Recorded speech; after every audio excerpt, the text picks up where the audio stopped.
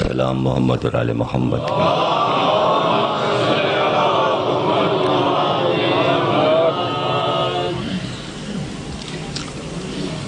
کلام پاک کی ایک آیت سرنامہ کلام میں پیش کرتے ہوئے، اور یہ آیت قرآن میں 2 بار نازل ہوئی ہے. ایک تو سورہ روم میں اور ایک سورہ بنی اسرائیل میں. بسم اللہ الرحمن الرحیم. وَآتِ ذِی الْقُرْبَىٰ حَقَّهُ وَالْمَسَاکِینَ وَابْنَ السَّبِیلِ. اے رسول، قربہ کا حق دے دیجئے اور مسکینوں کا اور مسافروں کا. چھوٹی سی آیت ہے اور 2 سوروں میں موجود ہے.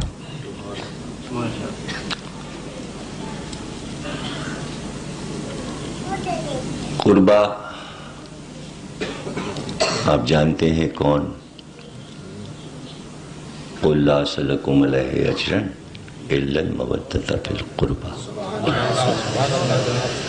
قربہ یعنی رسول کی بیٹی، اور قربہ میں کوئی نہیں آتا سوا بیٹی کے. یہ ایک طے شدہ بات ہے، اس لیے اس میں الجھنے کی ضرورت نہیں ہے کہ قربہ سے کیا مراد ہے. وہاں بھی مودت بیٹی کے لیے، اور یہاں اللہ کہہ رہا ہے کہ اس کا حق دے دیجیے.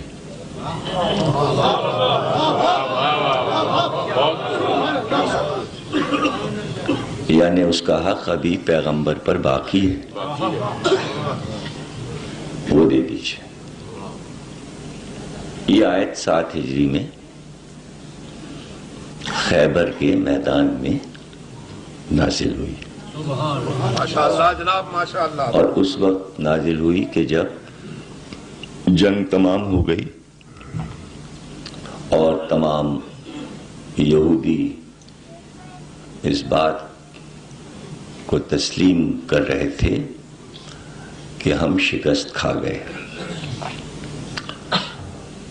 تو انہوں نے آپس میں یہ طے کیا کہ پناہ حاصل کرنے کے لیے ہم مسلمانوں کے پیغمبر کے پاس جائیں، اپنے بچوں کو پیش کریں. یہ ہمارے چھوٹے بچے ہیں، ہم یہاں رہنا چاہتے ہیں، ہم کو رہنے دیجیے. جو لڑ رہے تھے وہ مارے گئے، ہم اس جنگ میں شریک نہیں تھے. تو ہم آپ کو ایک نذر پیش کرتے ہیں، اور وہ نذر ہے ہم سب نے مل کر جو ہمارے پاس سب سے بڑی جاگیر ہے جس کا نام فدق ہے، وہ ہم آپ کو پیش کرتے ہیں. مولا علی ساتھ تھے، اور اس وقت جبریل امی بھی آ کے موجود ہو گئے. طویل واقعہ ہے کہ فدق کیسے پیش کیا انہوں نے. جبریل امی آئے تو اسے تو پیش نہیں کرنا کبھی. فدق پر جب گفتگو تفصیلی کریں گے، اور ہو سکتا ہے کہ کل اور پرسوں بھی شاگردیز میں مجلس ہے، مسلسل 3 دن مجلسیں شاگردیز میں، تو ہو سکتا ہے کہ یہ موضوع رہے اور نہیں بھی ہو سکتا، یا پھر کبھی عرض کریں گے. جبریل امی فوراً آئے. سرکار دو عالم نے فدق کو قبول کیا،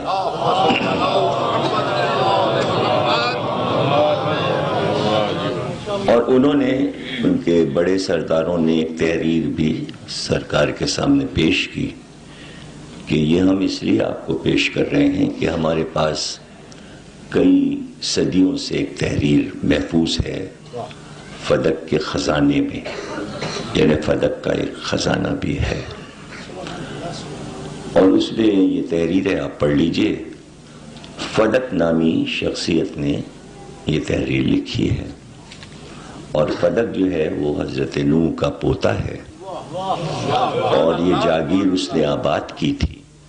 اور تحریر میں یہ لکھا تھا کہ اس زمین کو جس پہ میں نے باغات اگائے ہیں اور دنیا کے ہر پھل پائے جاتے ہیں، اور جہاں زراعت ہوتی ہے تو زمین ایک کے بجائے 1000 دانے دیتی ہے، زرخیز زمین ہے، اور اس کی وسعت جو ہے مدینے تک پھیلی ہوئی ہے، اور دیگر پہاڑوں تک خیبر کے یہ جاگیر پھیلی ہوئی ہے. یہ سوا اولاد انبیاء کے اس زمین پر کوئی تصرف نہیں کر سکتا. یہ نوح کا پوتا فدک لکھ رہا ہے، یہ اس کی تحریر ہے. انہوں نے وہ تحریر سرکار کو پیش کر دی. جب تحریر پڑھ رہے تھے پیغمبر، یہ گفتگو میں برسوں کی تقریر میں کر چکا کہ امی کے معنی ان پڑھ نہیں ہے، پیغمبر پڑھنا بھی جانتے تھے اور لکھنا بھی جانتے تھے. اور یہی منزل ہے کہ جہاں تحریر پڑھی اور اس کے بعد قلم طلب کیا اور فدک کی تحریر کے نیچے اپنی تحریر اپنے قلم سے لکھی کہ یہ تحریر فدک کے بعد یہ تحریر محمد ابن عبداللہ ابن عبد المطلب ابن ہاشم ابن عبد مناف ابن قصی ابن کلاب کی ہے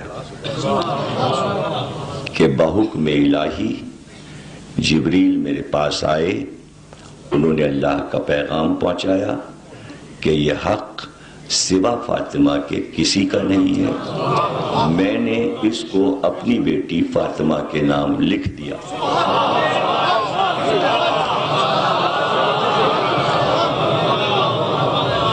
میں یہ موضوع بہت تفصیلی موضوع ہے، اس پہ میں اشرح پڑھ چکا ہوں فدک پہ، تو ایک تقریر میں تو فدک پر گفتگو نہیں ہو پائے گی، لیکن صرف یہ خیال رکھیے گا کہ میں فدک کا ذکر صرف مسائب کے ایک جملے کے لیے کر رہا ہوں، اور جب وہ ذکر ہوگا تو آپ خود ہی سمجھ جائیں گے کہ میں نے اس وقت فضائل میں فدک کا ذکر کیوں کیا.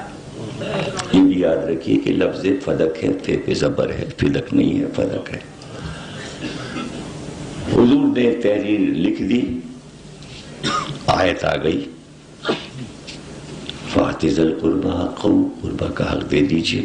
نبی نے فوراً دے دیا. مدینے آئے، مسجد میں بیٹھے تھے کہ جبریل امی پھر نازل ہوئے، اور دوبارہ یہ آیت پھر نازل ہوئی کہ قربہ کا حق دے دیجئے. یعنی وہاں تحریر اللہ نے لکھوائی، یہاں اللہ نے چاہا کہ پوری امت کو اعلان کر کے دیجئے تاکہ کوئی یہ نہ کہے ہم کو نہیں پتا کہ کب دے گئے تھے.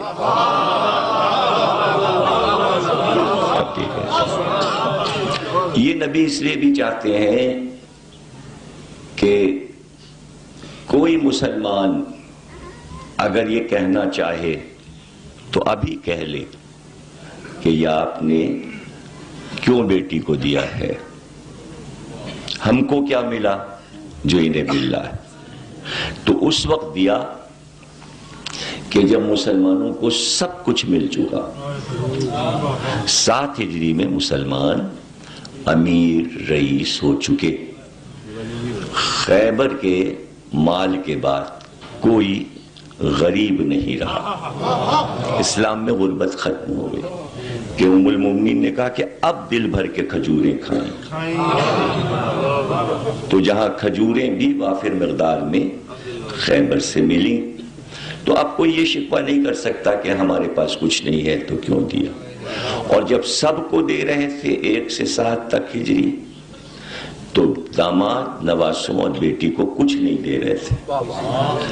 تو اگر کوئی کہتا بھی تو پیغمبر یہ کہتے جب تمہیں دے رہے تھے تو انہیں کچھ نہیں دیا تھا، اب ان کو دیا ہے تو میں سب سمجھ چکا. لیکن کسی نے بھی کچھ نہیں کہا، صرف اس لیے نہیں کہا کہ سیرت فاطمہ سب کے سامنے موجود تھی، اور سب سے بڑی بات یہ تھی کہ اگر کہتے بھی تو پیغمبر کے پاس ایک ہی جواب تھا کہ میں اس کی ماں کا قرضدار ہوں۔ کیا اب اتنا بھی نہ دوں؟ اتنا بھی نہ دوں؟ تو یہ سب باتیں مسلمانوں کی نظر میں تھیں، اس لیے کہیں سے کوئی اعتراض نہیں آیا۔ رہ گیا یہ کہ 7 ہجری میں جب تحریر لکھی، آیتیں 2 بار نازل ہوئیں، قرآن میں موجود ہیں، تو مسجد میں اعلان کے ساتھ کیوں چاہا اللہ نے کہ آیت آئے، نبی بتائیں کہ میں نے یہ جاگیر لکھ دی ہے بیٹی کے نام، تاکہ اگر اور بیٹیاں ہوں تو اسی وقت دعویٰ کریں کہ 4 میں تقسیم کیجیے۔ تحریر 1 کے نام لکھی گئی، دعوے دار بھی 1 ہے۔ اگر اور بیٹیاں ہوتی تو وہ مقدمہ لڑنے نہیں آئیں؟ مقدمہ لڑنے کیوں نہیں آئیں؟ وہ بھی کہتی ہیں ہمارا حق ہے۔ تو بیٹی 1 ہے اور وہ ہے قربہ، اور اس کے نام یہ تحریر ہے۔ تحریر کی کیا ضرورت تھی؟ باپ اور بیٹی کی بات ہے، اس میں تحریر کی کیا بات ہے؟ اس سے پہلے جن کو چیزیں دی ہیں تو اس میں کون سی تحریر تھی؟ تحریر صرف اس لیے دی ہے کہ اس تحریر کو آپ رکھیں، میرے بعد اگر یہ تحریر سلامت رہے تو میرے بعد حکومت حق ہوگی، تحریر پھٹ جائے تو حکومت حق نہیں ہوگی۔ میں لکھ کے دے دوں، یہ تحریر جو ہے حق و باطل کا فیصلہ کرے گی۔ تحریر بھجوا دی بیٹی کے پاس، بیٹی نے تحریر رکھ لی۔ اب ظاہر ہے کہ جب اللہ کے حکم سے بی بی کو یہ عنایت ہوئی ہے تو اس کا انتظام بھی بی بی نے کیا اور اپنا مختار اس زمین پر مقرر کر دیا۔ 7 ہجری سے 11 ہجری تک بی بی کا تصرف اس زمین پہ رہا، ملکیت میں رہا۔ اب بحث یہ ہے تاریخوں میں، حدیثوں میں، کتابوں میں کہ کیا تھا اس میں۔ 4 باغ تھے، 4 پیڑ تھے، کچھ کھجور کے درخت تھے، کون سی ایسی بڑی جاگیر تھی؟ تو اس کا جواب علماء نے یہی دیا کہ اگر چھوٹی ہی سی چیز تھی تو پھر دے دیتے، 4 درخت تھے تو دے دیتے۔ نہ دینا یہ بتاتا ہے کہ بہت بڑی جاگیر ہے، چھوٹی سی چیز ہوتی تو واپس دے دی جاتی۔ تو اس کا تو یہ جواب ہے، لیکن دراصل اس میں کچھ رموز ہیں، کچھ راز ہیں جو میں عرض کرنا چاہتا ہوں۔ پہلی بات تو یہ کہ اللہ نے بیٹا نہیں دیا۔ دنیا سمجھتی ہے کہ باپ کا وارث بیٹا ہوتا ہے، بیٹی دی ہے۔ اللہ ثابت کرنا چاہتا ہے کہ بیٹی بھی وارث ہو سکتی ہے۔ اگر میں اس وقت اپنے دین میں اس بات کو نہیں منواؤں گا تو قیامت تک کوئی بیٹی اپنے باپ کی میراث نہیں پا سکے گی، اور اسلام میں عورت کا احترام باقی نہیں رہے گا۔ بیٹی دی اس لیے ہے کہ عربوں کو یہ بتانا ہے کہ بیٹی بھی اہم ہوتی ہے۔ اگر بیٹا اہم ہے تو بیٹی بھی اہم ہوتی ہے، اور اتنی اہم ہوتی ہے کہ وہ کبھی کبھی بیٹے سے افضل ہو جاتی ہے۔ اور صرف یہ بتانا ہے۔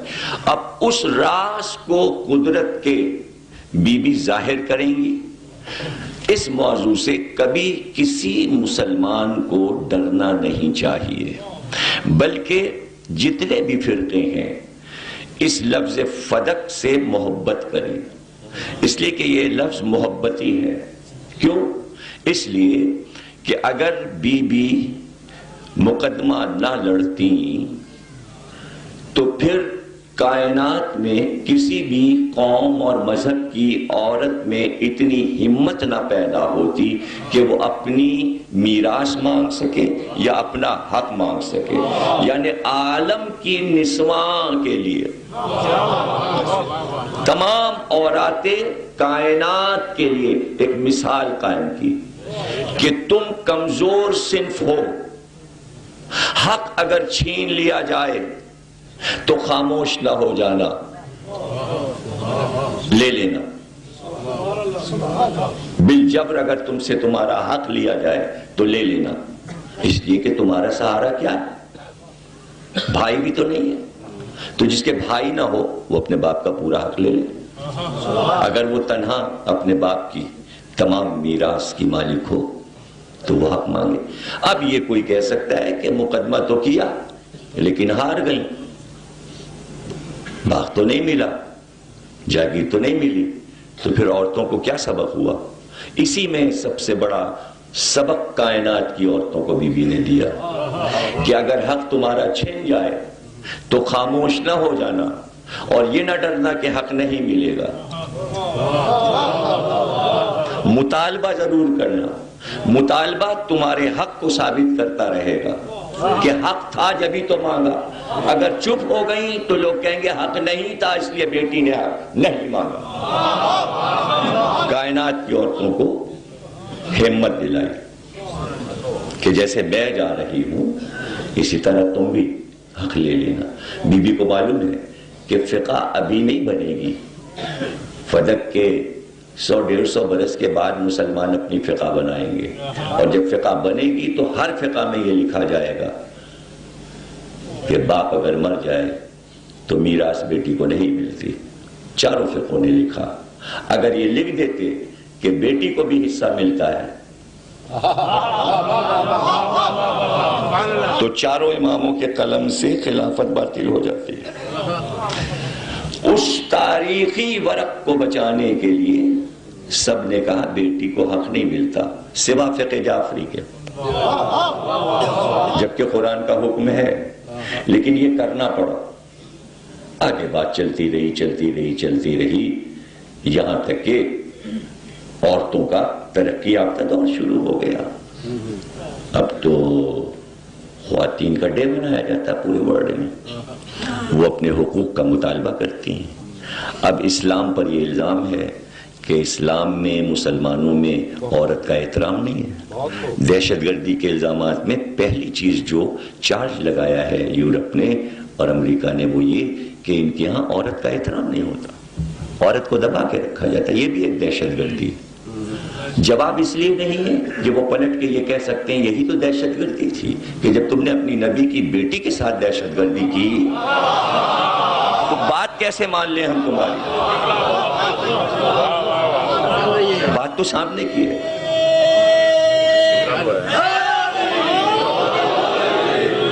اب یہ قدرت کا ایک انتظام ہے کہ اتفاق سے لبنان میں جب اسمبلی الیکشن ہوتا ہے، ووٹنگ ہوتی ہے، تو وہاں آبادی کے لحاظ سے یہ ہوتا ہے کہ چونکہ شیعہ سنی اور عیسائی برابر کی آبادیاں ہیں تو ایک کا صدر ہوتا ہے، ایک کا وزیر اعظم اور ایک کا اسپیکر. اتفاق یہ ہے کہ 3 مرتبہ لگاتار وزیر اعظم اہل سنت آیا لبنان میں، اور تینوں وزیر اعظم مرنے سے پہلے ایک ایک بیٹی چھوڑ گئے.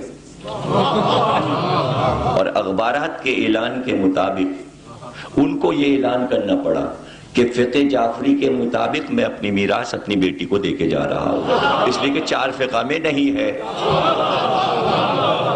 یہ میں چھوٹی چھوٹی مثالیں، یہ تو آپ کے پاکستان کی بھی مثال دیتا ہوں کہ حکیم سعید کا قتل ہوا تو اتنی بڑی کروڑوں کی جائیداد چھوڑ کے مرے، تو ان کی بیٹی راشدہ. اب ظاہر ہے کہ حکومت کہتی کہ صاحب راشدہ نے کیسے قبضہ کر لیا ہمدرد پر، لیکن ملا بیٹی کو، جبکہ حکیم سعید اہل حدیث تھے. اور لکھ کے جاتے کہ ہمارے یہاں بیٹی کو حق نہیں ملتا.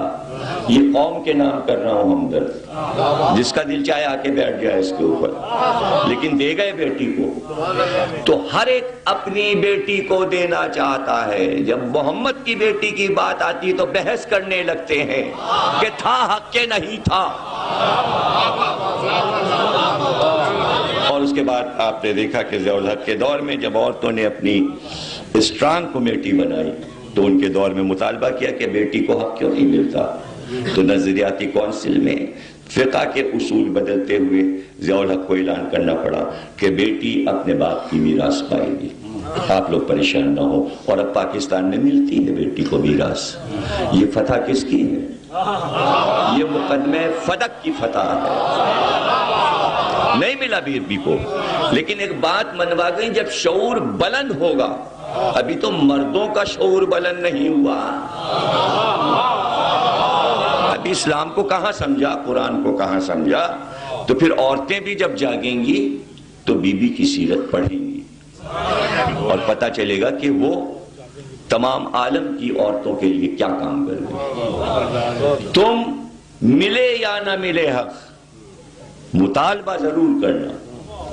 یہ ایک بات بی بی نے سکھائی. نہ ملے، لیکن قیامت تک نہ ملنے کے باوجود یہ کتنی عجیب بات ہے کہ فدق منسوب بی بی سے ہے، ملکیت میں نہیں رہا، لکھنا سب کو پڑتا ہے کہ ہے ان کا. جب بھی واقعہ بیان ہوگا تو بی بی کے حوالے سے فدق تھا. کیا تھا؟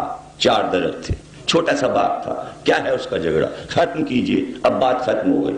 نہیں، بات ختم کہاں ہوگی، بات تو اب شروع ہوئی ہے. بات تو اب شروع ہوئی ہے 1400 برس کے بعد. اس وقت تو ایک نکتہ رکھا گیا تھا. گفتگو تو اب ہوگی آنے والے دور میں کہ کیا ہے. پوری ایک تاریخ ہے کہ کب دے دیا، کب لے لیا، کب دے دیا، کب لے لیا. خلفاء نے جتنی بار دیتے گئے اولاد فاطمہ کو تو پوچھنے والے یہی پوچھتے رہے حق تھا نا، جبھی تو واپس کیا. اور جتنی بار پھر چھینا گیا کہا حق چھینا گیا، حق چھینا گیا، حق چھینا گیا. یہاں تک کہ عمر بن عبدالعزیز کا دور آیا تو اس نے حاکم بننے کے بعد پہلی بات یہ کہی کہ علی پر جو تبرہ ہوتا ہے وہ بند کیا جائے، اس کو بند کرو. دوسری بات جو کہی، اپنے صوبے دار کو، گورنر کو فوراً تحریر لکھی کہ فاطمہ کا حق فاطمہ کو واپس کر دو. فاطمہ کا حق فاطمہ کو واپس کر دو. عمر بن عبدالعزیز نے تو گورنر نے لکھا اس کو کہ کس فاطمہ کی بات آپ نے کی ہے، کس فاطمہ کا حق میں واپس کر دوں. جو آپ نے کہا فدق فاطمہ کو واپس کر دو، تو میں کس فاطمہ کو واپس کر دوں. اب اسے بھی سمجھ لیجئے کہ کیوں گورنر نے یہ بات لکھی.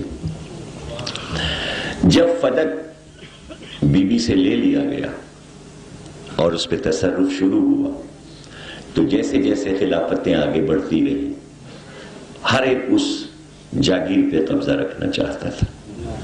اس کے لیے ابتدا سے ہر آدمی نے اپنی بیٹی کا نام فاطمہ رکھا. حد یہ ہے کہ مروان نے بھی اپنی بیٹی کا نام فاطمہ رکھا. اور جب مروان حاکم ہوا تو اس نے یہ باغ اپنی بیٹی فاطمہ کے نام کر دیا. عبد الملک بن مروان نے بھی اپنی بیٹی کا نام فاطمہ رکھا. جب عبد الملک بن مروان حاکم ہوا تو یہ باغ اس نے اپنی بیٹی، یعنی چل رہا ہے بیٹی کی وراثت میں، بیٹے کو کوئی نہیں دے رہا. کیوں؟ اس لیے کہ شروع سے نام چڑھا ہوا ہے کاغذ میں فاطمہ کا، تو نام رکھ رکھ کے بیٹی کو دیا جا رہا ہے تاکہ یہ کہا جائے فاطمہ ہی کا تو حق ہے، فاطمہ کو مل رہا ہے. تو کئی خلفاء کی بیٹیاں فاطمہ اپنے تصرف میں اس کو رکھ چکی ہیں. اب گورنر پوچھ رہا ہے حاکم سے کہ کس فاطمہ کا حق آپ کہہ رہے ہیں. عمر بن عبدالعزیز نے کہا کہ کیا تم نے سورہ بقرہ نہیں پڑھا کہ جب اللہ نے بنی اسرائیل سے یہ کہا کہ گائے کی قربانی کر دو تو بنی اسرائیل نے یہ پوچھا گائے کس رنگ کی ہو، کالی ہو، سفید ہو، لال ہو. جب اللہ نے کہہ دیا گائے قربان کر دو تو یہ کیا پوچھنا کس رنگ کی ہو. جب میں نے کہہ دیا کہ فاطمہ کا حق فاطمہ کو دے دو تو بس فاطمہ کو دے دو. اس کے معنی فاطمہ ایک ہی فاطمہ جس کا وہ حق ہے اور کسی کا نہیں ہے. پھر واپس کیا گیا، پھر لے لیا، پھر متوکل نے لے لیا، پھر منصور نے واپس کیا، اس کے بعد پھر یہ ہوا یہ ہوا، یہاں تک کہ مامون کے دور میں مامون بہت مہربان تھا آل محمد پر بظاہر. تو اس نے امام سے کہا کہ میں یہ چاہتا ہوں کہ میں اس سے بھی بری ذمہ ہو جاؤں کہ میں فدق واپس کر دوں آپ کو. تو آپ ایسا کیجئے کہ وہ اس کا نقشہ بنا دیجئے، فدق کا یہ کاغذ رکھا ہے اس پہ نقشہ بنا دیجئے تاکہ میں اپنے گورنر سے کہہ کے اس کو آپ کے نام کرا دوں. امام نے نقشہ بنا کے دے دیا. تو نقشہ تھا اسلامی حکومت کا آذربائیجان سے لے کے یمن تک پوری مامون کی حکومت کا نقشہ، مصر سے لے کے عرب تک، یعنی جتنے ممالک اسلامی حکومت میں تھے. سب سے بڑی سلطنت تھی اس وقت عباسیوں کی، دنیا کی تمام ریاستوں میں سب سے بڑی ریاست اسلامی تھی. تو اس نے دیکھے کہا یہ تو آپ نے ہماری حکومت کا نقشہ بنا دیا. تو آپ نے فرمایا تو کیا تو فدق کو کوئی چھوٹا سا باغ سمجھ رہا ہے؟ فدق کو چھوٹا سا باغ سمجھ رہا ہے؟ کہ تو وضاحت کیجئے فدق کیا ہے؟ کہ آسمان نے سایہ نہیں کیا زمین پر کہ جہاں جہاں فدق نہ ہو.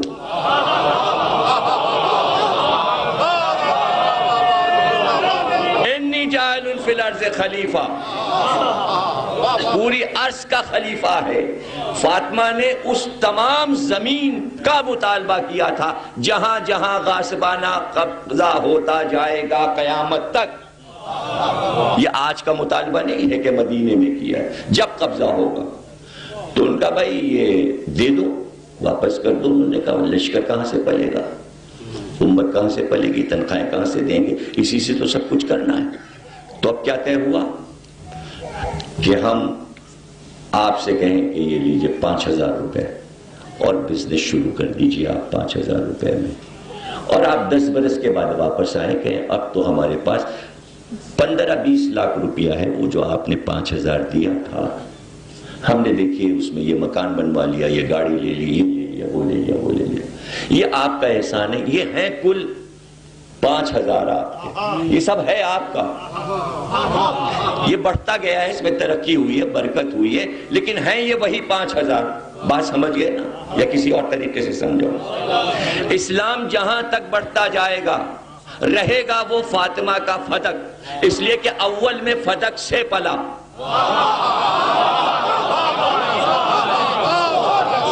اب چاہے 53 اسلامی ملک ہوں یا 83 ملک ہوں یا 87، یہ سب فدق ہیں، یہ سب حق فاطمہ ہے اور سب پہ غاصبانہ قبضہ ہے اگر آل محمد وہاں نہیں ہے. سبحان اللہ سبحان اللہ. یہ ہے کل فدق. اب چاہے جیسے آپ اسے سمجھ لیں، یوں سمجھ لیں کہ حضور کے قتل کے لیے تمام قبیلے متفق ہو گئے. شب ہجرت کوئی نہیں بچا نا، 40 تھے، 40 کے 40 متفق ہو گئے. تو وہ 40 آدمی کیا ہیں؟ 40 قبائل. وہی 40 قبائل آج اسلام کے 87 ملک بن گئے.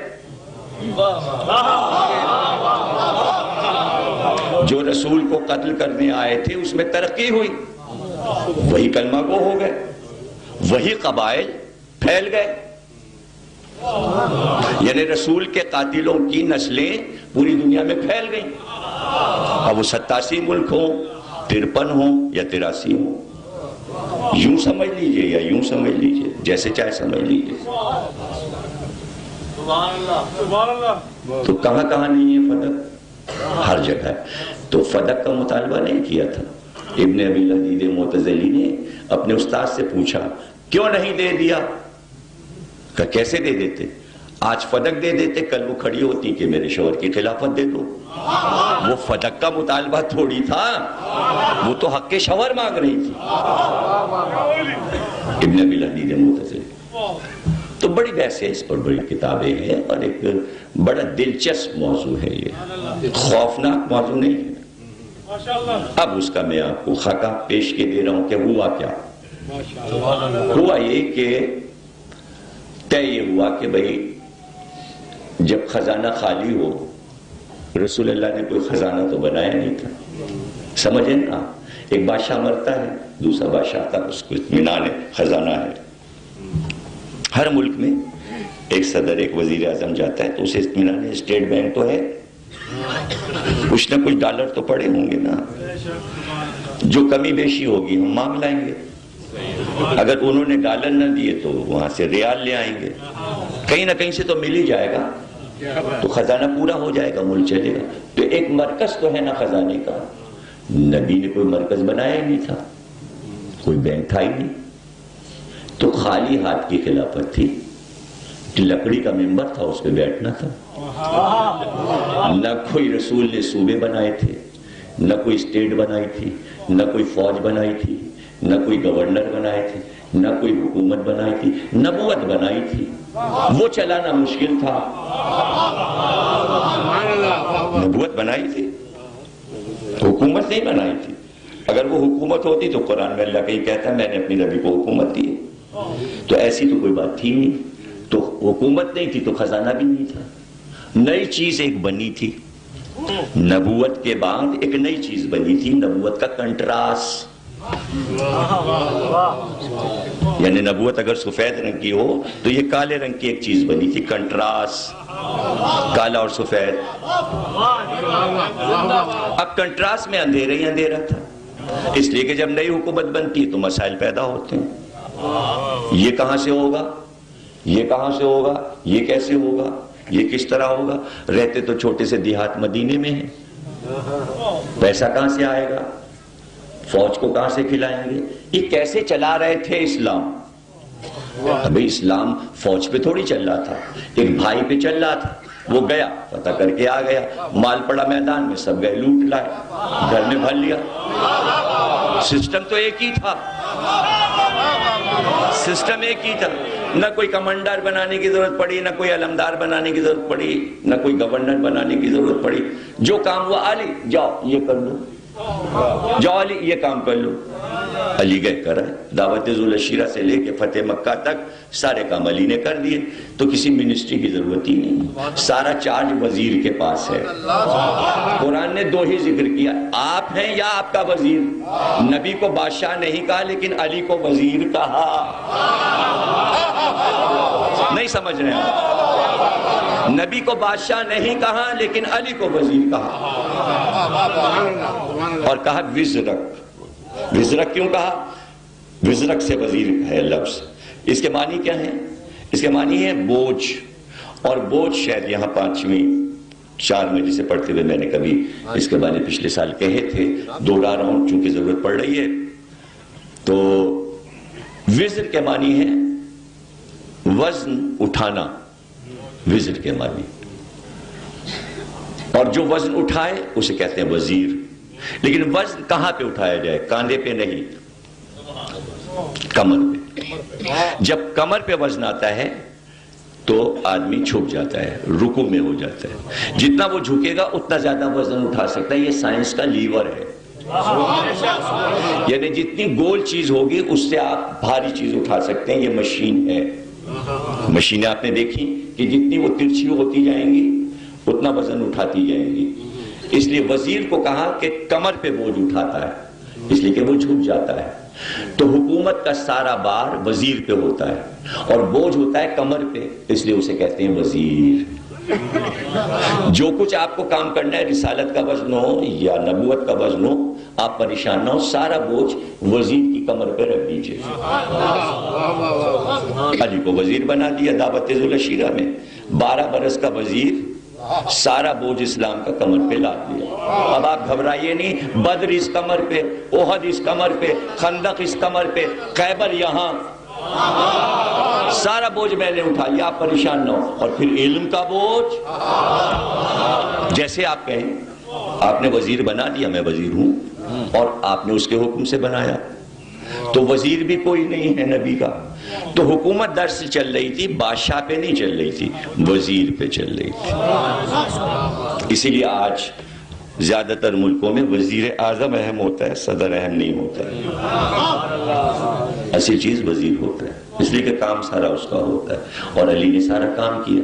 اب علی کو تو بٹھا دیا گھر، ساری منسٹریاں وہ، پوری فوج وہ، سارا علم وہ، ساری فقہ وہ، سارا قرآن وہ، ساری تفسیر وہ، تو ایک کمرے میں ساری چیزیں بند کر دی۔ اب سر پکڑے بیٹھے، کیا کریں، کیسے چلے گا یہ اسلام؟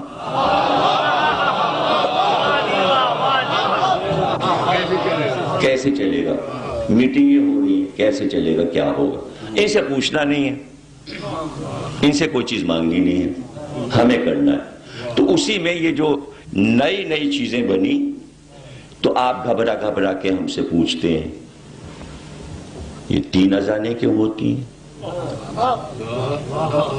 تو 5 کیوں ہوتی ہیں؟ یہ کیا ہوتا ہے، کھڑے کھڑے قرآن کیوں پڑھا جا رہا ہے، یہ صبح کی اذان بدل کیوں جاتی ہے، یہ فلانی چیز کیوں ہوتی ہے، یہ فلانی چیز کیوں ہوتی ہے؟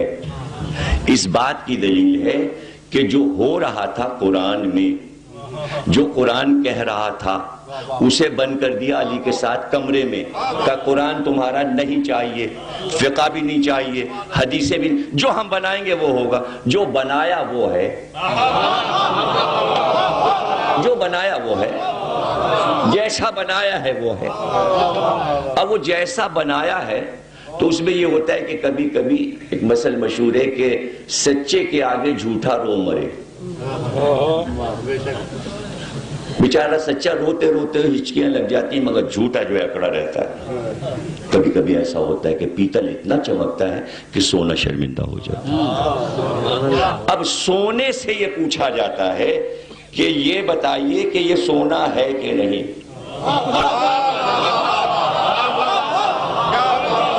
بجائے اس کے کہ ہم پوچھیں کہ یہ کیا ہے، یہ کیا ہے، یہ کیا ہے، ہم سے پوچھا جا رہا ہے۔ اچھا ہم خوش ہیں، کیوں خوش ہیں؟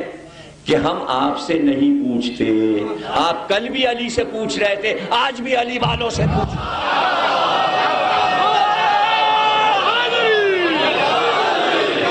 آئیے پوچھئے، گویا سلونی کا در کھلا ہوا ہے، پوچھیں گے تو بتائیں گے، یعنی ہمیں نہیں معلوم، پوچھتے جائیے، ہم بتاتے جائیں گے، بتاتے جائیں گے۔ اب یہ ہماری مرضی کہ ہم کبھی یہ کہیں کہ قرآن میں ہے اور کبھی کہیں نہیں، یہ ہماری مرضی، اس میں کیا بات ہو گئی؟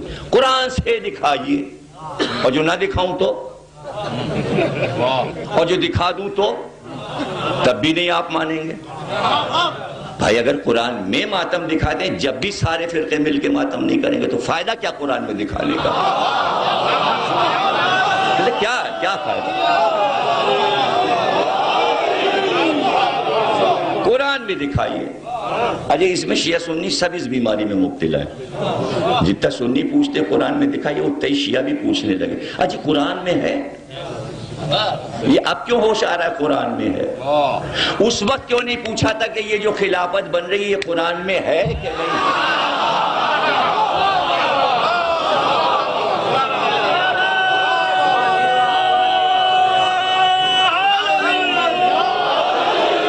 سب کو مان لیا، سب کو مان لیا، بروان کے 6 بیٹوں کو مان لیا حاکم، اولی الامر، عباسی آئے تو ابو صفا، منصور دوانقی، ہارون، مامون، معتمد، معتزل، متوکل، معتصم، سب اولی الامر، کسی نے نہیں پوچھا قرآن میں ہے تو کہ نہیں ہے، وہاں کسی نے نہیں پوچھا، اس لیے کہ وہاں مان لینا تھا، ہم سے کیا ملے گا، اس لیے ہم سے پوچھتے ہیں قرآن میں دکھائیے۔ اب اتنا ہمارے پاس ہوتا تو ہم چپکے سے رشوت دے دیتے ہیں، جی چپ رہو، نہ ہو قرآن میں، یہ لو رکھو چپ، اپنا کہنا قرآن میں ہے کہ ہم بھی تشنا چھوڑ دیتے ہیں، تاکہ کہو جا کہ قرآن میں نہیں دکھا سکے. اچھا ہے نا, تاکہ پھر بعد میں کہو کہ بھئی دیکھیے قرآن ہے اور نہیں دکھا پا رہے, تاکہ یہ نعرہ تو لگے, سب مل کے کہیں, سب مل کے کہیں. جب قرآن میں کچھ نہ ملے, قرآن میں تراویح نہ ملے, قرآن میں الصلاۃ خیر من النوم نہ ملے, قرآن میں خلافتیں نہ ملیں, قرآن میں ماتم نہ ملے, قرآن میں تعزیہ نہ ملے, قرآن میں علم نہ ملے, تو سب پکار کے کہیں قرآن کافی نہیں ہے.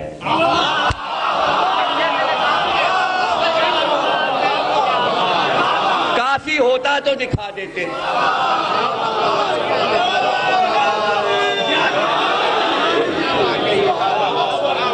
چونکہ کافی کہاں تھا, اس لیے یہ نعرہ ہے قرآن میں دکھائیے. اور جب بی بی نے کہا کہ جو کہہ رہے ہو وہ قرآن میں دکھاؤ. نبی نوارث ہوتا ہے, نوارث بناتا ہے. اچھا, اور قرآن میں ہے یہ؟ آپ نے غور کیا؟ نہیں غور کیا. بی بی نے کہا یہ میری میراث ہے میرے باپ کی, دو. کہا تھا نبی سے قرآن کافی ہے. جب قرآن کافی ہے تو قرآن کی آیت پڑھ کے بی بی سے کہو آپ کا حق نہیں ہے. اگر کافی ہوتا تو آیت پڑھتے, حدیث لانا پڑی. نبی یہی لکھانا چاہ رہے تھے کہ قرآن کافی نہیں ہے, قرآن کے ساتھ میرا قول بھی رہے گا, آل محمد کا قول بھی رہے گا. پڑھی نہ حدیث, نہیں سمجھے. کہا تھا قرآن کافی ہے, بی بی نے منوا لیا تم تو اہل حدیث ہو. حدیث پڑھی, بننے کو تیار نہیں تھے اہل حدیث.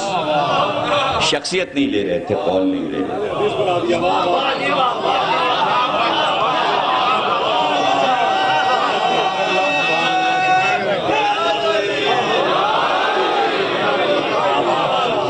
قرآن کے اہل نہیں ہو.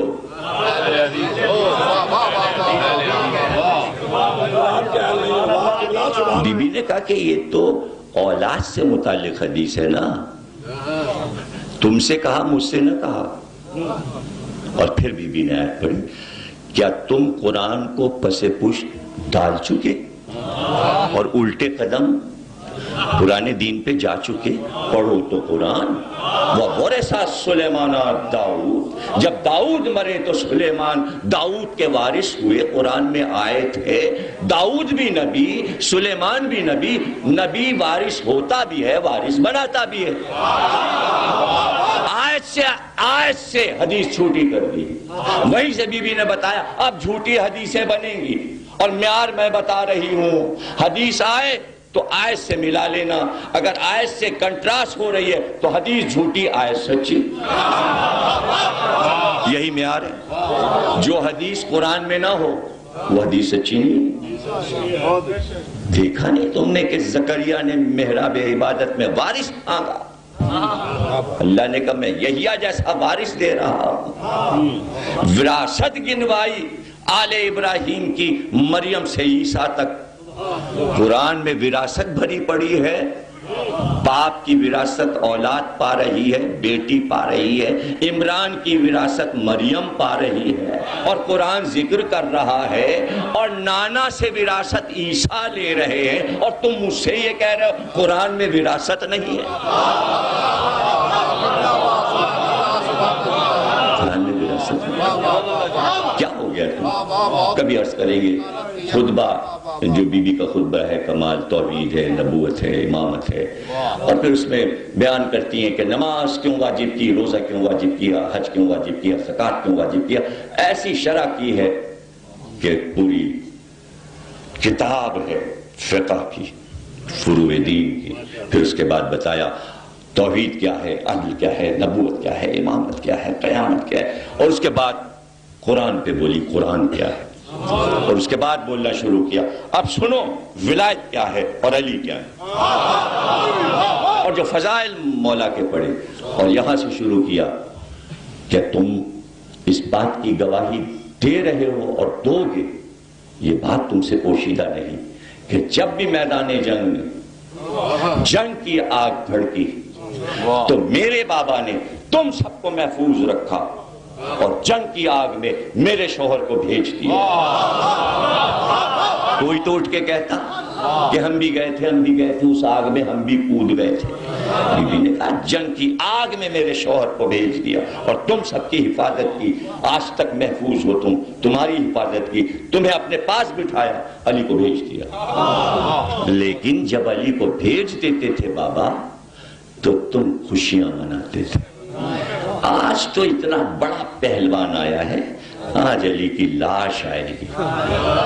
تم یہ ظن کرتے تھے کہ آج علی قتل ہوں گے اور لاشا آئے گا، لیکن ہر بار میرا شوہر فاتح آیا، اور جب فاتح آیا تو اس کی واپسی کو تم ایسے دیکھتے تھے جیسے مسلمان عید کے چاند کو دیکھتے ہیں۔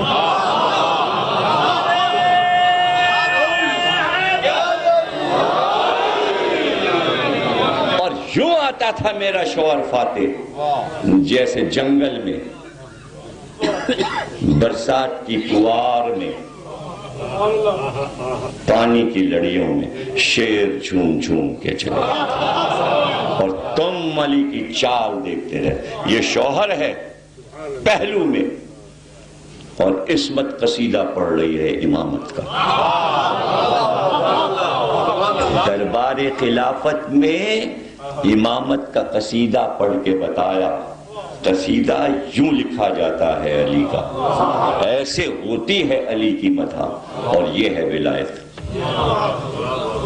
دعویٰ کیا میراث کا، دعویٰ کیا خمس کا، کلیم کیا ملکیت کا، مقدمے پر مقدمے لڑے۔ اور یہ ذہن میں رکھیے، اسلام میں کوئی کورٹ نہیں ہے۔ ابھی کورٹ بنے گا، ابھی تو یہ طے ہو رہا ہے نماز کب ہوگی، ٹائم کیا ہوگا، کس کس وقت ہوگی۔ پریشانی، بہت زیادہ پریشانی۔ ان کا بھائی کیسے پڑھائیں گے، اس لیے کہ صبح علی موجود ہوتے ہیں، وہ جماعت کراتے ہیں، پھر ظہرین کی جماعت کراتے ہیں، پھر مغربین کی جماعت، ہم کس وقت کرائیں گے۔ میراب میں تو وہ بیٹھ گئے ہیں، میراب تو ان کے باپ دادا کیے بیٹھے ہوئے، اس میراب میں تو کھیل کے جوان ہوئے ہیں علی، یہ محراب کیسے چھین لیں؟ یہ تو کبھی مرتے دم تک محراب نہیں چھوڑیں گے۔ جملے کا مزہ نہیں لیا نا؟ میراث ہے محراب علی کی، تو مر کے ہی ہٹیں گے محراب سے، اور یہی ہوا۔ تو محراب تو کوئی نہیں لے سکا، ان کا بھائی وقت بدل لو۔ اب سمجھے؟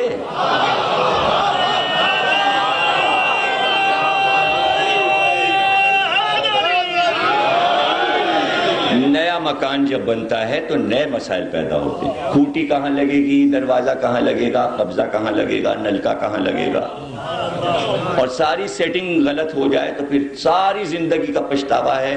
بعد میں پوتے پوتیاں ابا کو گالیاں دیتے، کیا بنا کے چلے گئے، یہ کہاں نل لگا دیے، یہ کیا کر دیا، وہی ہو رہا ہے اسلام، یہ کیا کیا ہے، یہ کہاں کر گئے، یہ کیا کر دیا۔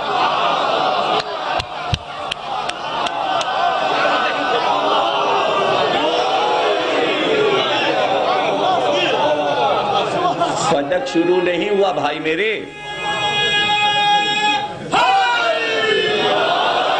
فدق نہیں شروع ہوا، 1 گھنٹہ ہو گیا۔ یہ عجیب بات ہے، ابھی تک میں شروع نہ کر سکا اور 1 گھنٹہ ہو گیا۔ تو اب انشاءاللہ کل شاگردیز میں مکمل فدق پھر سنیے گا۔ میرے خیال میں ہاشم گردیزی صاحب اگر تشریف فرما ہو تو ٹائم بتائیں شاگردیز کا۔ جی 7 بجے، کل 7 بجے شاگردیز میں انشاءاللہ، چونکہ پھر آگے بھی ایک اور مجلس ہے، اس لیے 7 بجے پابندی ہے وقت کے ساتھ۔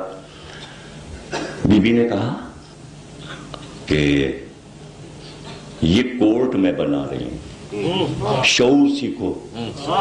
میرے لیے سب سے آسان طریقہ تھا یہ لینے کا، فاتح خیبر سے کہتی ہوتا کون ہے کوئی میرے بابا کی چیز کو غصب کرنے والا، اڑا دو جا کے سر، جو تلوار سے لے لو۔ کیسے مختار کو نکالا؟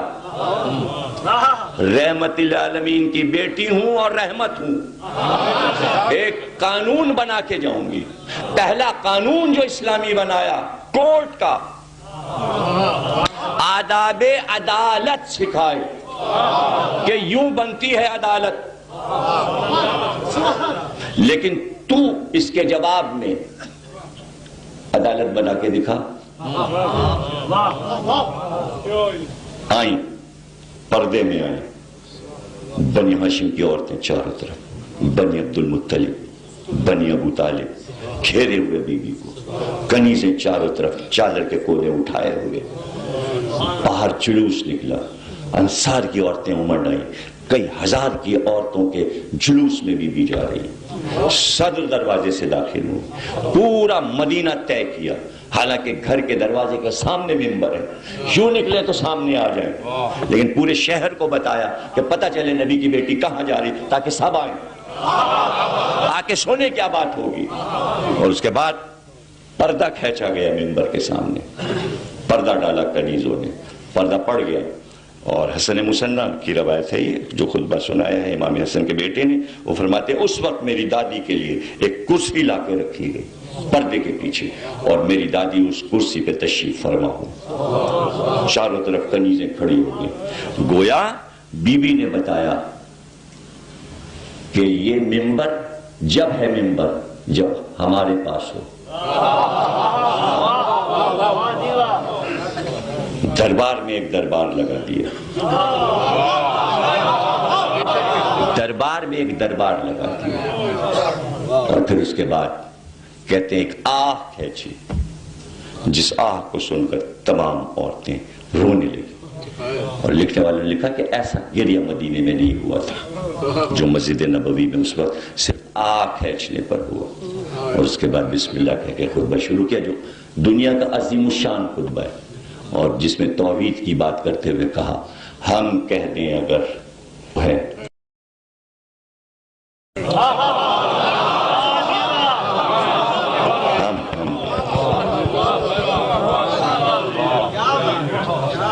اور بڑے جملے نبوت کے بارے میں ہے. اور اس کے بعد یہ پوچھا تم میں کوئی ہے جو اٹھ کر یہ کہے محمد میرا باپ تھا؟ ساری حسرتوں کو پامال کر دیا، 3 بیٹیوں کا قصہ وہیں ختم کر دیا. ہے تم میں کوئی؟ اور پھر یہ بھی یاد دلایا کہ نبی کی اولاد کی ماں بننے کے تمنا میں سب آئے. یہ شرف سوا خدیجہ کے کس کو ملا؟ فضائل چاروں طرف برس رہے ہیں اور بی بی خطبہ دے رہی ہے. اب ادھر سے جو ہونا تھا وہ ہوا کہ ظاہر ہے کہ مقدمہ کیا ہے ہم نے آپ کے اوپر، فرض کیجئے آپ کے اوپر، تو آپ کیا کریں گے؟ آپ جج بن کے بیٹھ جائیں گے ممبر پہ. ہم کو آپ کو دونوں کو ایک تیسرے فریق کے سامنے پیش ہونا ہوگا. ہمارا ان کا جھگڑا ہے، فیصلہ آپ کیجئے. تیسرے کو جج بنایا جاتا ہے. بی بی نے کی مقدمہ کیا، تم نے لیا ہے، تو اب اترے اور کہیں ہاں بھائی آپ لوگ طے کیجئے، ایک جج مقرر کیجئے. ایک کٹہرے میں ہم ہیں، ایک طرف یہ کھڑی ہوئی ہیں، یہ اپنے دلائل دیں، ہم اپنے دلائل دیں گے، فیصلہ آپ کیجئے. خود ہی فیصلہ کرنے بیٹھ گئے. تو جب خود ہی فیصلہ کریں گے آپ تو آپ تو اپنے حق میں کریں گے. یہ تو سیدھی سی بات ہے. گویا کورٹ کے آداب نہیں آتے، اس لیے کہ نئی حکومت نیا مسئلہ، پتہ ہی نہیں کیا کرنا ہے. بی بی کو تو سب معلوم ہے کہ اسلامی عدالت کیسے بنانی ہے. آپ نے قانون کی لڑائی لڑی، دلائل دیے، بتایا، عورتوں کو مضبوط کیا. دیکھو دلائل ایسے دیے جاتے ہیں. ان کا بھائی کہاں، اب وہ تو وہی پرانی گھسی پٹی بات، گواہ ہے. اب یہ گواہ کا بھی بڑا عجیب مسئلہ ہے کہ کہاں گواہی مانگی جاتی اور کہاں نہیں مانگی جاتی.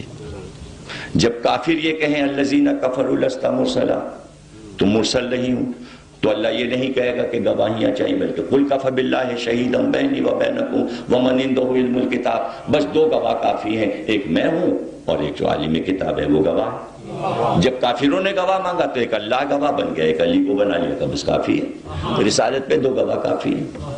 عیسائی آ گئے، انہوں نے کہا نہیں عیسیٰ جو ہیں وہ تو خدا کے بیٹے ہیں، تو نبی نے کہا نہیں، خدا تو وہ ہے، ان کا گواہی لائیے۔ انہوں نے کہا گواہی یہ میں ہوں، علی ہیں، فاطمہ، حسن، حسین، 5 گواہیاں ہو گئیں۔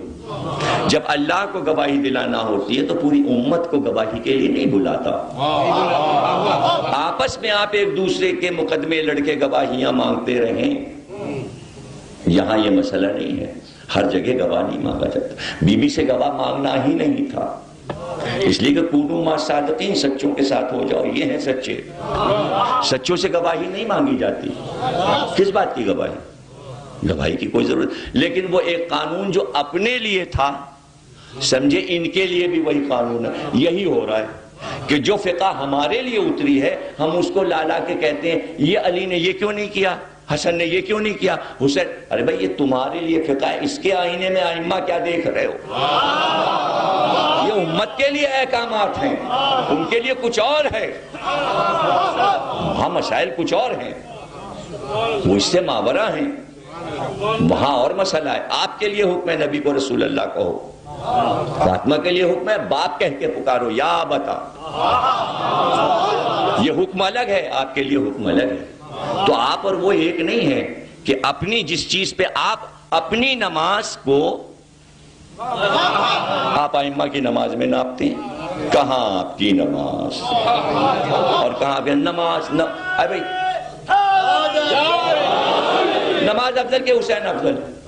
یعنی آپ کی نماز جو ہمیں نہیں پتا کہ پڑھتے میں کیا کیا سوچا، اور حسین آپ کی نماز جس کا نہیں پتا کہ وضو صحیح کیا تھا کہ نہیں کیا تھا، قرأت صحیح کی تھی کہ نہیں، عزاداری افضل کہ نماز افضل؟ آپ کی نماز اور حسین کا غم، غم حسین اور آپ کی عزاداری، آپ کی نماز، یعنی ہم اپنی نماز سے تول رہے ہیں بڑی بڑی چیزیں۔ ارے یہ کہو نبی کی نماز اور فلاں چیز، حسین کی نماز اور فلاں چیز، ہماری نماز، قیامت ہے۔ کیا ہے آپ کا عمل؟ قبول بھی ہوا کہ نہیں؟ وہ اس قابل بھی ہے کہ بانٹ ترازو کا بن سکے؟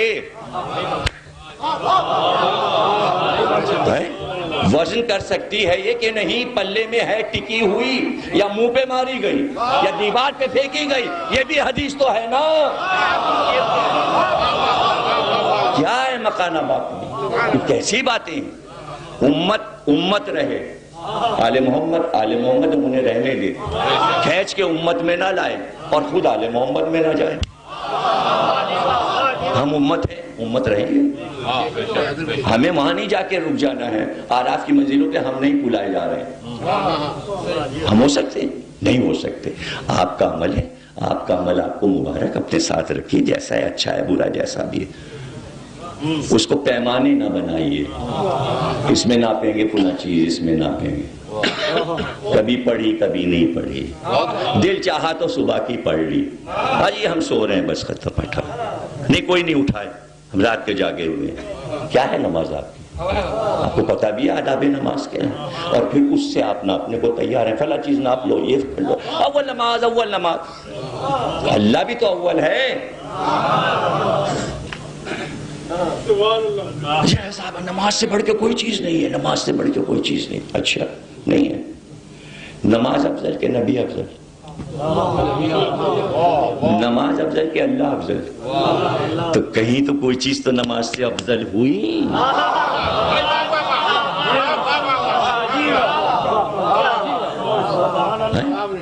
کہیں تو کوئی چیز افضل ہوئی۔ اور یہ بھی یاد رکھیے گا، یہ جتنی فقہ کی چیزیں کہیں کہیں حرام ہو جاتی ہیں، فروع کی کوئی چیز کبھی حرام نہیں ہوتی۔ توحید النبوت امامت قیامت، نماز حج روزہ زکوٰۃ، یہ کبھی حلال کبھی حرام، اور اس کے پیمانے پہ آپ ناپ رہے ہیں۔ کیا معلوم جب حرام ہوئی تھی تو وہ والی تو نہیں ناپ رہے ہیں آپ؟ نماز تو نماز ہے، حلال ہو یا حرام ہے نماز، ہے تو نماز۔ آپ کہیں گے بھائی نماز کہاں پہ حرام ہو جاتی ہے؟ مولا علی سے اس نے پوچھا نماز کہاں حرام ہو جاتی ہے؟ کہا کعبے کی چھت پہ، ابھی تو کوئی چڑھا تھا، کہیں پڑھ نہ لی ہو. کعبے کی چھت پہ نماز حرام تو کہیں تو حرام ہوئی. عزاداری کہیں حرام نہیں.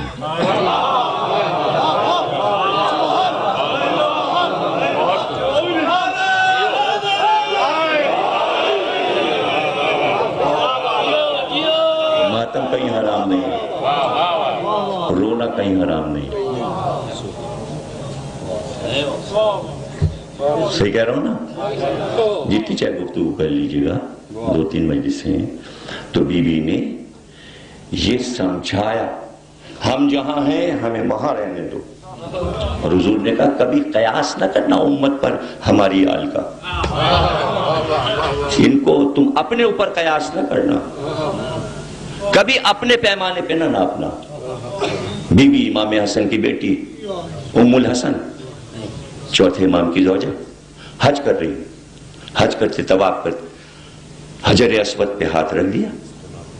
امام ابو حنیفہ پیچھے سے ان کا آپ نے یہ الٹے ہاتھ سے بوسہ لیا, کہ تم ہمیں سکھاؤ گے؟ تم آل محمد کو سکھاؤ گے؟ رسول نے کہا تھا آل محمد کو سکھانے کی ضرورت محسوس نہ کرنا اور کوشش نہ کرنا, اور تم مجھے سکھاؤ. تمہارے عقل نہیں ہے کہ عورت سیدھے ہاتھ سے نقاب پکڑے گی تو الٹے ہاتھ سے؟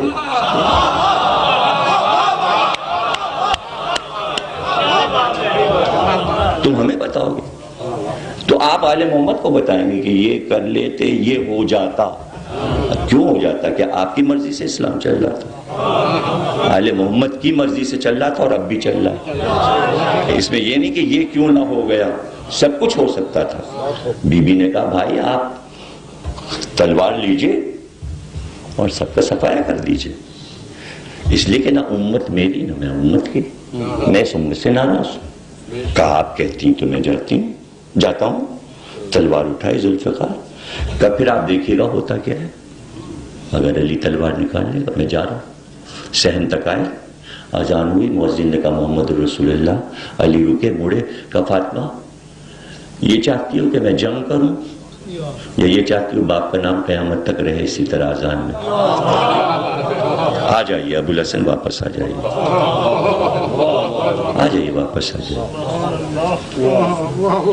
کہیے فاطمہ سے رات کو رویا کریں یا دن کو؟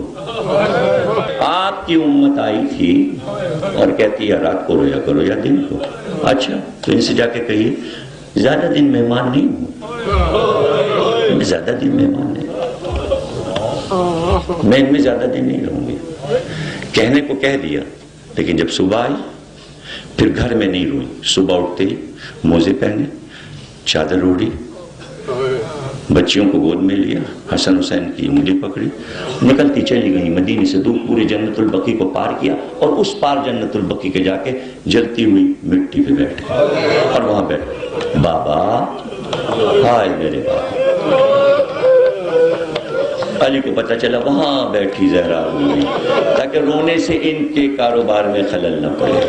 اتنا امت کا خیال, اس لیے کہ رحمت کی بیٹی. علی آ گئے, کھجور کے پتے توڑ کے لائے, لکڑیاں لائے, 4 لکڑیاں گاڑی, اس پہ چھپر ڈالا, سایہ کیا. کہا فاطمہ یہاں بیٹھ کے رو, دھوپ میں دیکھا نہیں جاتا ہوں. یا علی فاطمہ دھوپ میں رو رہی, آپ سے دیکھا نہیں جا رہا.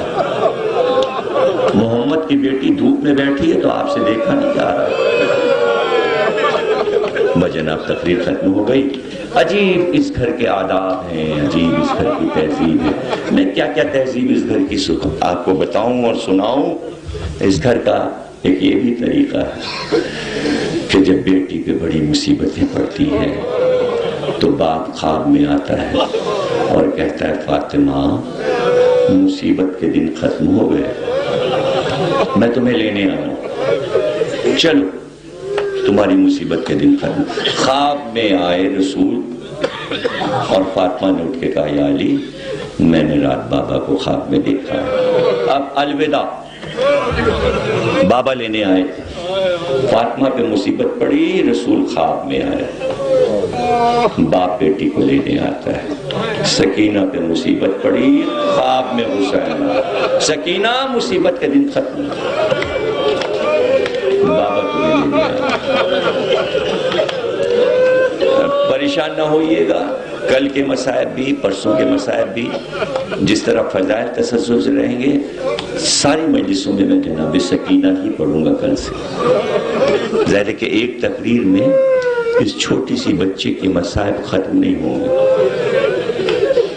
یہاں میں ابتدا کر رہا ہوں اور پھر سنتے رہیے گا۔ خواب میں حسین آئے۔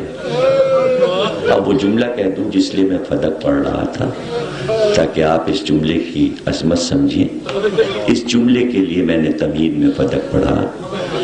میرے رسول کے پاس فدق تھا، انہوں نے اپنی بیٹی کو وہ دیا۔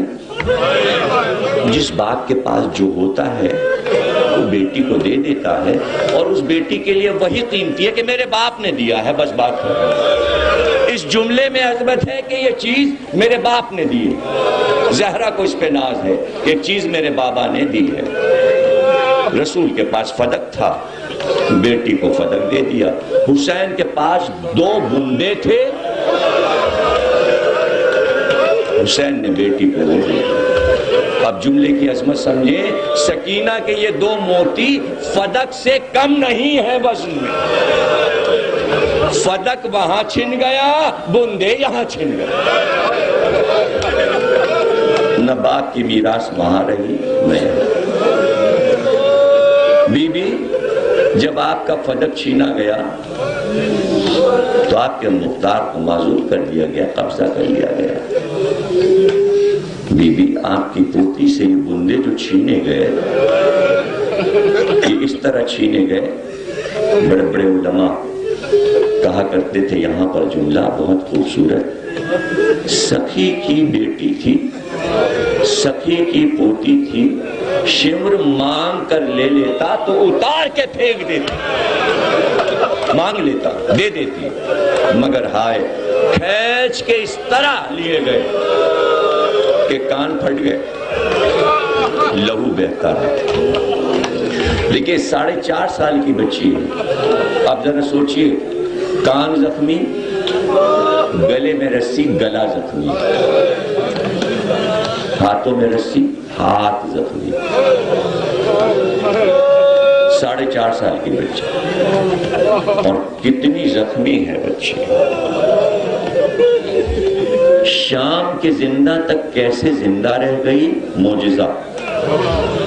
سکینہ کو تو عصر عاشور میں، کربلا میں حسین کی گود پر مر جانا تھا، لیکن شاید جو مقتل میں گئی ہیں اور باپ کے سینے پہ لیٹی ہیں، تو شاید باپ نے کہا ہو سکینہ تمہارے بغیر شام فتح نہیں ہوگا، تم جو مقتل میں آئی ہو کہ یہاں رہ جاؤ، سکینہ جینا ہے۔ بڑا کام ہے سکینہ کا، باپ نے کہا زندہ رہنا ہے، تو اب سکینہ کو زندہ رہنا ہے، ہر حال میں زندہ رہنا، پانی ملے یا نہ ملے زندہ رہنا۔ پھوپھی اماں پانی، بیٹا پانی کہاں سے پلاؤ؟ پھوپھی اماں بھوک لگی ہے، بیٹا روٹی کہاں سے کھلاؤ؟ اللہ اکبر۔ اور قید خانے میں پھوپھی اماں پیاسی ہوں تو زینب نے اپنے حصے کا پانی دے دیا، لو سکینہ یہ پی لو، اب خود بیٹھ کے نماز پڑھ لے۔ سید سجاد نے کہا آپ نے تو کبھی بیٹھے، بیٹا جو کھانا پانی آتا ہے اتنا کم ہے کہ میں اپنے حصے کا بھی بچوں کو دے۔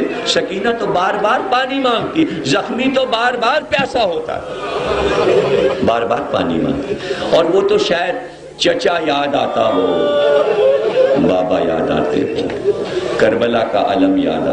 اب پانی مانگے تو کس سے مانگے؟ بھائی کے ہاتھ میں ہتکڑیاں، گلے میں توق، پیروں میں بیڑیاں، وہ پکارتی پھوپھی اماں پیاس لگی ہے، پھوپھی اماں پیاسی ہوں، پھوپھی اماں بھوکی ہوں۔ اور یہی اس وقت تھا کہ رات کو سکینہ کو نیند نہیں آتی تھی، رونا شروع کرتی جب اندھیرا ہوتا، کبھی ماں چپ کر آتی، کبھی پھوپھی چپ کر آتی، لیکن یہ رات ایسی تھی کہ اتنا روئی سکینہ، حالانکہ سو گئی تھی، لیکن ایک دم سوتے سے اٹھ کے کہا پھوپھی اماں بابا ابھی یہاں کھڑے ہوئے تھے، یہاں کھڑے ہوئے تھے بابا، بابا یہاں موجود تھے، سکینہ سو جاؤ بی بی، رات ہو گئی، سو جاؤ. لیکن بچی کا گریہ بڑھتا جاتا ہے.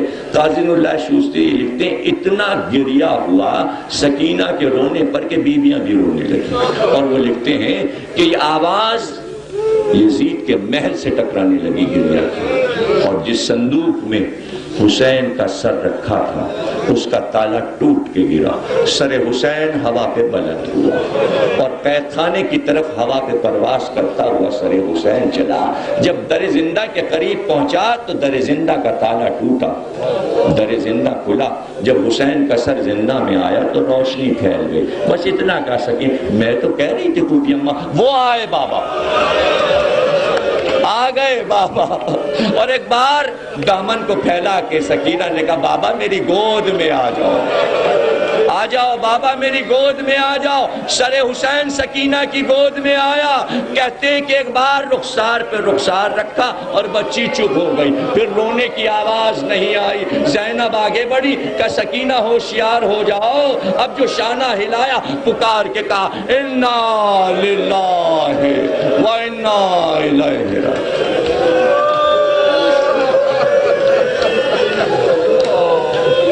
بچی مر گئی. مرزا دبیر نے کہا سر کی بلائیں لی، کلمہ پڑھا اور مر کے رہ گئی. مر گئی بچی، زندہ میں مر گئی. قیامت اب اٹھی. کہتے ہیں کہ میت پر سکینہ کی وہ بین ہوئے. سوچئے رباب کے لیے تو قیامت تھی. وہ بچہ گود کا وہاں سو گیا کربلا میں. یہ بچی جو سہارا تھی اس کی میت سامنے پڑی. اب سب سے بڑی فکر یہ تھی کہ سکینہ کو دفن کیسے کیا جائے. معصومہ کا جنازہ زندہ سے نکل نہیں سکتا. ہم کسی کی مدد آل محمد لے نہیں سکتے. یزید کے پیغامبر آئے، پتہ چلا ہے کہ کسی بچی کا انتقال ہو گیا. اگر تمہیں کفن چاہیے تو ہم کفن بھجوا دیں. بی بی نے رو کے کہا تیرا بھیجا ہوا کفن ہمیں نہیں چاہیے. ہاں اگر تو کر سکتا ہے لوٹے ہوئے سامان میں میری ماں فاطمہ زہرا کی ایک چادر ہے، اگر اسے بھجوا دے تو میں اپنی بچی کو اپنی ماں کی چادر میں لپیٹ کے دفن کر دوں. لیکن کوئی جواب نہیں آیا. شہید ثالث لکھتے ہیں کہ کوئی جواب نہیں آیا. چادر نہیں آئی، لوٹ کا سامان نہیں آیا. پھوپھی بھتیجے کو دیکھ رہی تھی، بھتیجا پھوپھی کو دیکھ رہا تھا. ایک بار کا پھوپھی اماں اگر آپ اجازت دیں تو میں سکینہ کو دفن کروں. اسی ہتکڑیوں کے ہاتھ سے کیسے قبر کھودی، زندہ میں قبر بنائی. کہتے ہیں جب کفن دینے کا وقت آیا تو آپ کے زین العابدین نے سر کا امامہ اتارا، امامہ بچھایا، بچی کو اس امامے میں لپیٹا، سکینہ کو دفن کر دیا. سکینہ کو دفن کر دیا. زندہ میں قبر بن گئی. پریشان ہونے کی ضرورت نہیں کہ وہاں رقیہ کہتے ہیں لوگ. رقیہ وہی سکینہ ہے جسے ایرانی رقیہ کہتے ہیں، وہی سکینہ ہے. اس لیے کہ بی بی کے نام بہت سے تھے، جیسے جناب سیدہ کے بہت سے نام ہیں. باپ سکینہ کہتا تھا، اس لیے سکینہ کہتا تھا کہ سکون ملتا ہے بیٹی کو دیکھ کر. ماں امینہ کہتی تھی. دادا نے کچھ اور نام رکھا، دادی کچھ اور پکارتی تھی. تاریخ میں کوئی اور نام آیا، کسی نے رقیہ کہا، کسی نے زینب کہا، کسی نے امیمہ کہا. لیکن مشہور سکینہ اس لیے ہوا کہ یہ نام حسین کو پسند تھا. وہیں زندہ میں اب تک قبر ہے. سارے قیدی زندہ سے چھوٹ گئے مگر سکینہ زندہ سے نہیں چھوٹی. منہ نہ دیکھیں میرا پلیز، خدا کے لیے ایسا مت کیا کیجئے. مجھے بڑا افسوس ہوتا ہے. تابوت آئے گا، تابوت آ رہا ہے مظلوم سکینہ کا. اور پھر وہ نوجوان جن کو ہمت دی ہے اللہ نے، میں بار بار یہ بات کہتا ہوں، بزرگوں کو چھوڑ دیجئے. وہ تو 2.25 مہینے روتے ہیں، عبادت بھی کرتے ہیں، مجالس بھی پڑھتے ہیں۔ لڑکوں کو کیا ہو گیا؟ آپ دیکھتے ہیں کیا میں اپنے آپ کو کہیں سے بوڑھا محسوس کرتا ہوں؟ وہ کون سا لمحہ ہے کہ ہر جملے پہ میں اپنے کو جوان نہیں محسوس کرتا ہوں، اور ہر جملے کو میں فورس کے ساتھ آپ کو نہیں پہنچاتا ہوں۔ آپ جوانوں کو کیا چاہیے؟ روئیں، آواز سے روئیں، تیز روئیں، سر کو پیٹ کے روئیں، سینے کو مار کے روئیں، ہائے حسین کہہ کے روئیں، ہائے سکینہ کہہ کے روئیں۔ منہ مت دیکھو، منہ سے بولو، بولو بولو، گونگے مت بنو، گونگے نہیں بنو ورنہ گونگے ہو جاؤ گے، منہ سے لفظ نہیں نکلے گا، پھر قبر میں جواب نہیں دے پاؤ گے سوالوں کا۔ یہاں بولنا سیکھو، میں کہتا ہوں وہ بولو، کہو ہائے سکینہ، ہائے حسین، ہائے سکینہ، ہائے حسین۔